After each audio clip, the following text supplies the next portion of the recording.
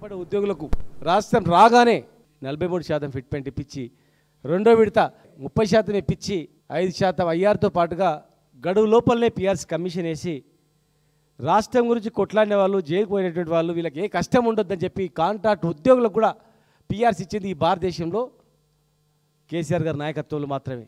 మేము 2 పిఆర్సీలు ఇచ్చినాం, ఇంకా ఏదో చేస్తామని మొబ్బే పెడితే ఉద్యోగులందరూ కూడా మరి మీ వెంట ఉండి కాంగ్రెస్ ప్రభుత్వానికి మద్దతు ఇచ్చారు. మాకన్నా ఎక్కువ ఇస్తున్నారు, సంతోషం మేము అనుకున్నాం. కానీ 2 సంవత్సరాలు అయింది, వాళ్ళ డబ్బులు వాళ్ళకు వాపసు ఇవ్వకుండా 10,000 మంది జీవితాలతో చిలగటమాడుతూ ఉన్నారు. ఇప్పటివరకు 250 మంది చనిపోయిన వాళ్ళ జాబితా తీస్తాం. రిటైర్డ్ అయిన వాళ్ళందరికీ వాళ్ళకి వెంటనే టోటల్ అందరికీ వాళ్ళు విడతలవాడిగైంది బిచ్చం వేసినట్ల. పిఆర్సీ గడువు అయిపోయింది, 2023 అయిపోయింది జూలై. మరి వెంటనే మీరు 44% ప్రకటించాలి, సిపిఎస్ రద్దు చేస్తామన్నారు. మరి మిమ్మల్ని నమ్మి ఓటేసారు. ఈ రోజు వరకు కూడా వాళ్ళ జీవితాలు గాలిలో వేలాడుతూ ఉన్నాయి. పొరపాటున చనిపోతే వాళ్ళ కుటుంబం రోడ్ల మీద పడే పరిస్థితి ఉంది. కనుక 44% ఫిట్మెంట్ ఇచ్చి వెంటనే సిపిఎస్ను రద్దు చేసి పాత పెన్షన్ విధానాన్ని ఓపీఎస్నే తీసుకురావాలి. ఈనాడు ప్రభుత్వ ఉద్యోగంలో రిటైర్ కాకపోతే బాగుండు, ఇట్లని ఇండ్లని చచ్చిపోయినా బాగుండు అని చెప్పే ఆలోచనకి ఈరోజు ప్రభుత్వ ఉద్యోగులు రావటం ఎంత దారుణమో ఆలోచించమని ఈనాడు మిత్రులను కోరుతా ఉన్నా. రిటైర్ అయితే ₹1 రావటం లేదు. హాస్పిటల్ నుంచి డిశ్చార్జ్ అయిన 15 రోజుల్లో మాకు మెడికల్ రియంబర్స్మెంట్ బిల్లు వచ్చేది. కానీ మెడికల్ రియంబర్స్మెంటు దిక్కు లేకుండా పోయింది. ఇప్పటి వరకు ఒక్కరికి కూడా ₹1 తిరిగి రాలేదు. కేసీఆర్ గారి ప్రభుత్వంలో మీ ఇంటి పక్కనే దవాఖాన ఉండాలని చెప్పి మా గల్లీలలో వెల్నెస్ సెంటర్స్ ఏర్పాటు చేశారు ఆ దయామయుడు. వెల్నెస్ సెంటర్లో మాకు రిటైర్ అయిన ఉద్యోగులకు ట్యాబ్లెట్లు దొరికేటివి. ఇవాళ వెల్నెస్ సెంటర్ దిక్కు లేకుండా పోయింది. ప్రభుత్వ ఉద్యోగుల యొక్క పెన్షనర్ల యొక్క జీవితాలతో ఆరోగ్యాలతో ఆడుకుంటోంది ప్రభుత్వం.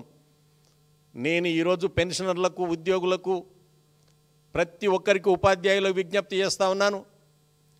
ఈనాడు ఈ ఉప ఎన్నిక జూబ్లీ హిల్స్ ఉప ఎన్నికలో నిలబడినటువంటి బీఆర్ఎస్ అభ్యర్థిని గెలిపించకపోతే మళ్ళొకసారి పొరపాటై కాంగ్రెస్ గెలిస్తే ఇక భవిష్యత్తులో మిత్రులారా డిఏ ఉండదు, పిఆర్సీ ఉండదు, వెల్నెస్ సెంటర్ ఉండదు, మెడికల్ బిల్ ఉండదు, నువ్వు రిటైర్ అయితే ₹1 రాదు.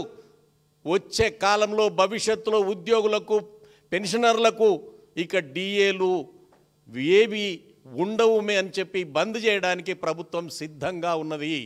కాబట్టి మనందరం కూడా ఖచ్చితంగా పిఆర్ఎస్ పార్టీని గెలిపించాలి, కాంగ్రెస్ పార్టీని ఎన్నికల్లో ఓడించవలసినటువంటి అవసరం ఉంది అని చెప్పి బాహాటంగా పెన్షనర్లు ప్రచారం చేయవలసిందిగా విజ్ఞప్తి చేస్తూ ఉన్నాను. ప్రధానంగా ఎన్నికల మేనిఫెస్టోలో పెట్టినటువంటి ఉద్యోగులకు సంబంధించినటువంటి ఏ ఒక్క హామీని కూడా కాంగ్రెస్ పార్టీ నెరవేర్చలేదు. రిటైర్ అయిన ఉద్యోగులకి 10,000 కోట్లకు పైగా బకాయిలు ఉంటే తూతూ మంత్రంగా రిలీజ్ చేసేటువంటి పని చేస్తున్నారు. సిపిఎస్ రద్దు చేస్తామన్నారు, సిపిఎస్ గురించి మాటే లేదు.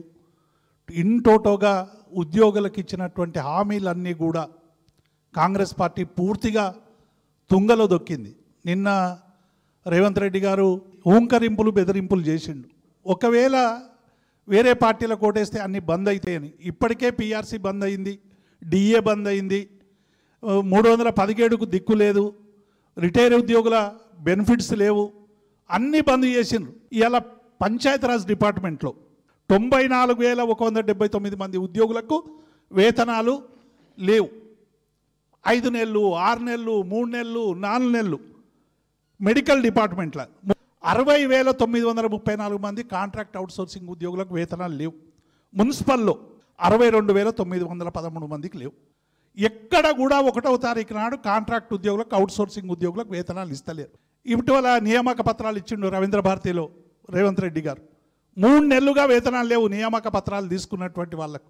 హైదరాబాద్ జిల్లాలో 50 బీసీ హాస్టళ్ళు ఉంటే 48 ప్రైవేట్ హాస్టల్లో ప్రైవేట్ బిల్డింగ్లో ఉన్నాయి. 14 నెలలుగా రెంట్ లేదు. బోరు కట్ చేసినారు, ఎలక్ట్రిసిటీ కట్ చేస్తున్నారు ఈయనందుకు. పిల్లలకు డైట్ లేదు, కాస్మెటిక్ ఛార్జీలు లేవు.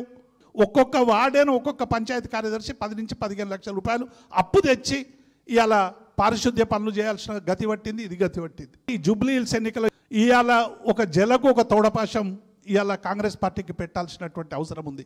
చంద్రబాబు నాయుడు ఉద్యోగులకు 9 డిఏలు ఎగబెట్టి ఉద్యోగుల పట్ల ఎట్లా వ్యవహరిస్తే ఆ రోజు ఎట్లా ఉద్యోగులందరూ ఏకమై ఆ ప్రభుత్వాలను పడగొట్టినరో ఇవాళ కూడా అటువంటి విషయం వస్తుంది. కాబట్టి ఉద్యోగుల విషయాల మీద సరైన దృష్టి పెట్టాల్సిందిగా విజ్ఞప్తి చేస్తూ థ్యాంక్ యూ. జై తెలంగాణ.